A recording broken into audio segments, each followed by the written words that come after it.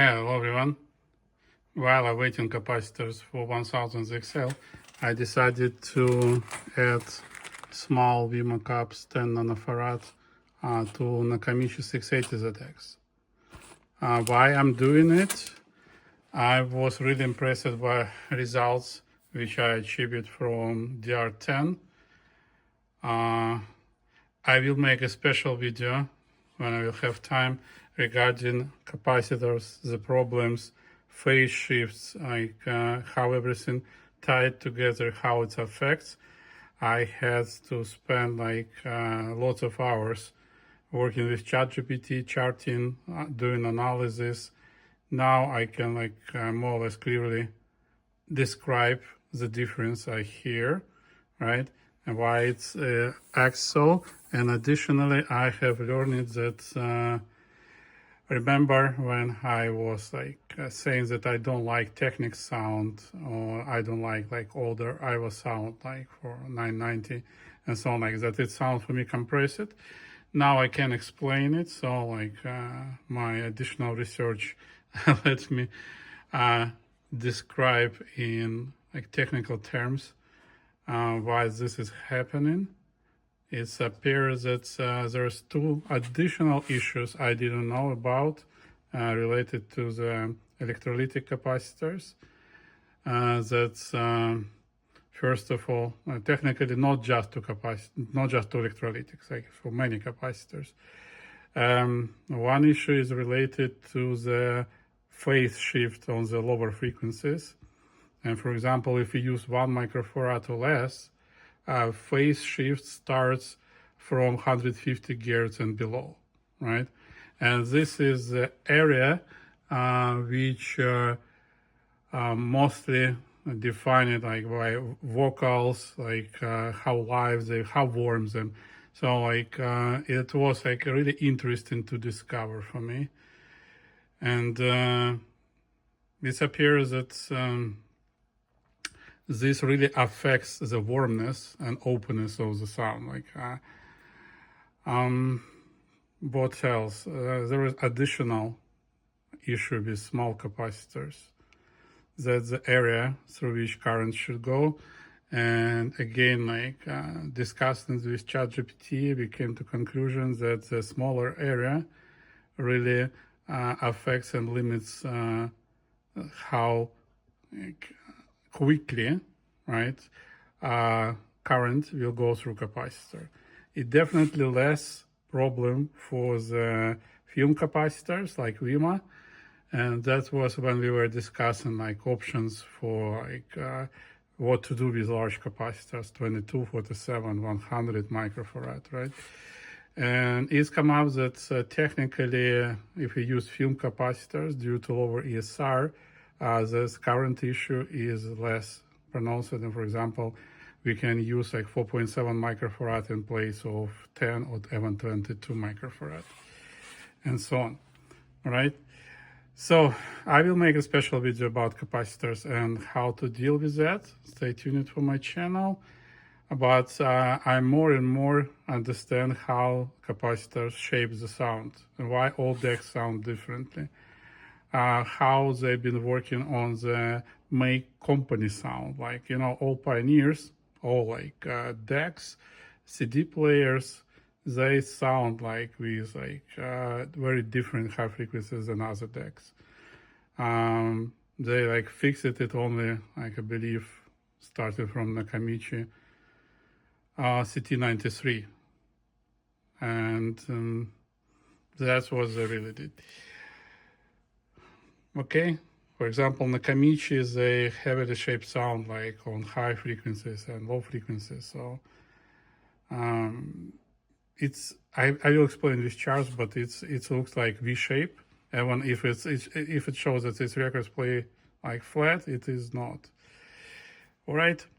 So let me open the deck and start working on it, and then I will tell you about my impressions, how the sound will change. See you soon. All right, everyone. I completed the playback and record amplifier board. You may see where capacitors needs to be installed. So in the parallel to all sound pass capacitors. All right. Now we need 4 more capacitors on the Dolby board for record. And we should be good. See you soon. All right, guys, and here's a detailed view on what needs to be done on the record Dolby board. It's 1 capacitor on the input decoupling cap, 1 on the output to the source tape switch, and 1 on the output to the record amplifier. All right?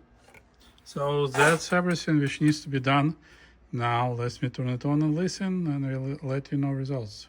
Hey guys, while tuning and testing, I found one more issue which was driving me like crazy for all these years, but I cannot do anything without it.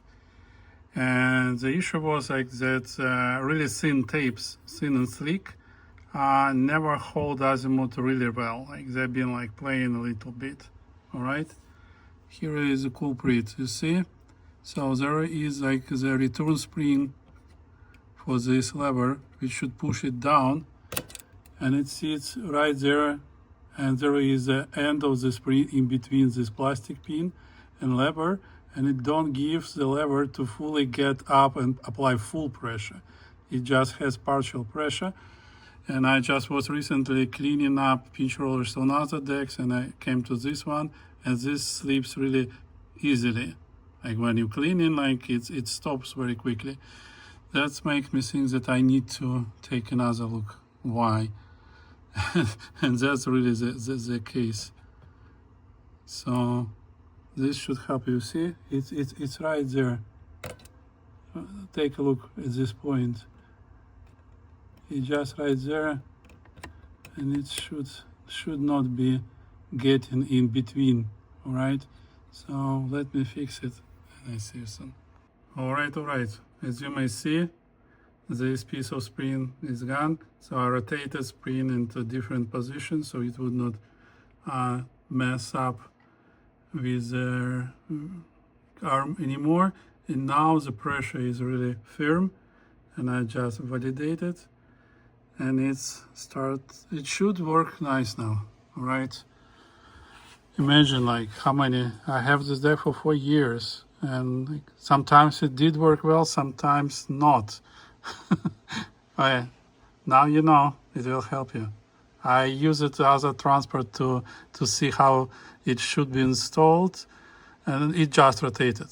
So no problem with this, just rotated. Right. Hey guys.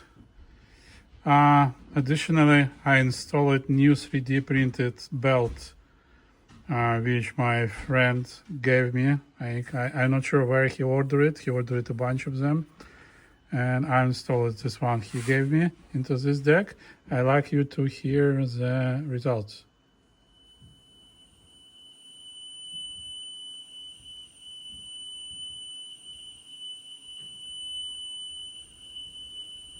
It's not ideal, but it's not bad.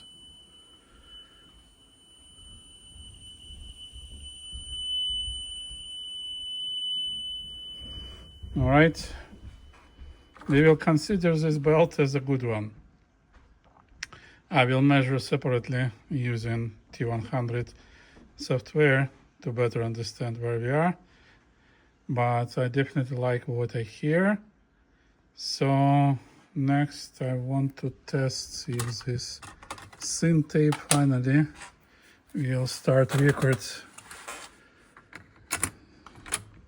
as it should. So type 2. All right, see levels.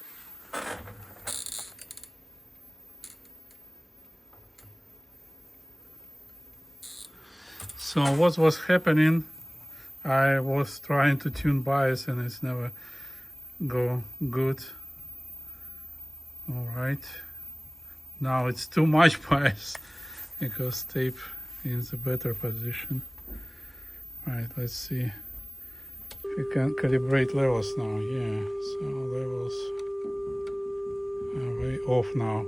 And you see, it was like I was not able to pull it to the proper level.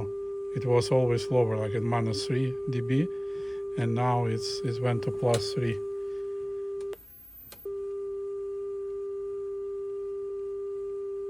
So looks like fix did work. That was the issue why it didn't like very thin tapes. Now I can tune up the bias for the right channel. It's way overshot comparing to the left.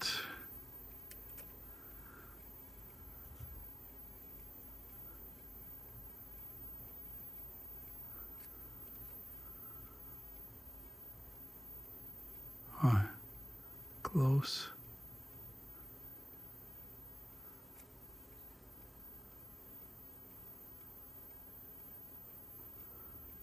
Good. Now levels good. Still, I would prefer a little bit better phase. Yeah, you see, with bias, we have a change in levels. And we would need to tune up again. You see how different levels affect the phase now. And it's the same, and the high frequency phase is the same, and levels are approximately the same, about 1 decibel and 15 kilohertz. Now it records these tapes perfectly. All right, now it's time to hear the sound of truth. I want to install my factory tape, which recorded with lots of high frequencies, and I want to hear. It was playing with Dolby, not very good. Now let's see. Oh wow.